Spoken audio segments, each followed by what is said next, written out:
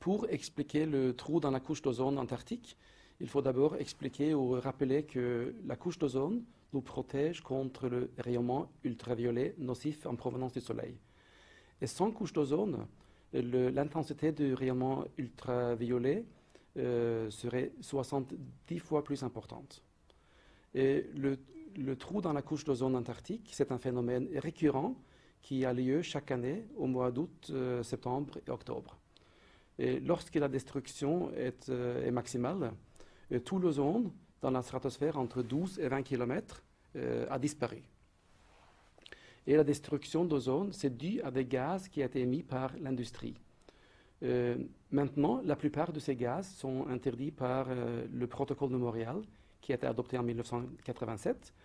Mais le problème, c'est que ces gaz ont une longue durée de vie dans l'atmosphère et la concentration baisse au rythme annuel d'environ 1% seulement. En plus, il y a des produits de substitution dont la concentration augmente vite dans l'atmosphère. Donc, il faut suivre de près l'évolution de la situation. Comment qualifieriez-vous la situation du trou d'ozone en 2009? En 2009, le trou d'ozone, le trou dans la couche d'ozone antarctique, a atteint une superficie et profondeur qui se situe proche de la moyenne des 10 dernières années. Il a été plus petit qu'en 2006, mais 2006, c'est aussi l'année où on a vu le record absolu du trou d'ozone.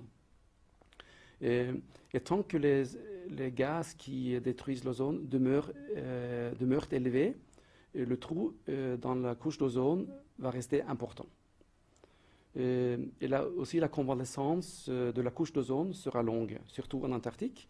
Et la reconstitution totale de la couche d'ozone antarctique sera vers l'an 2065.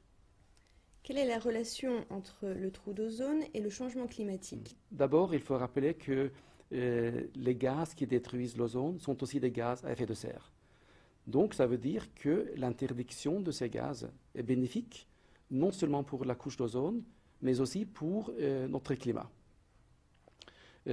Ensuite, le trou d'ozone a un effet direct sur le climat antarctique. À cause des basses températures qui règnent dans le trou d'ozone antarctique, il y a des vents violents qui empêchent l'air froid sur le continent antarctique de s'échapper et atteindre la bordure du continent.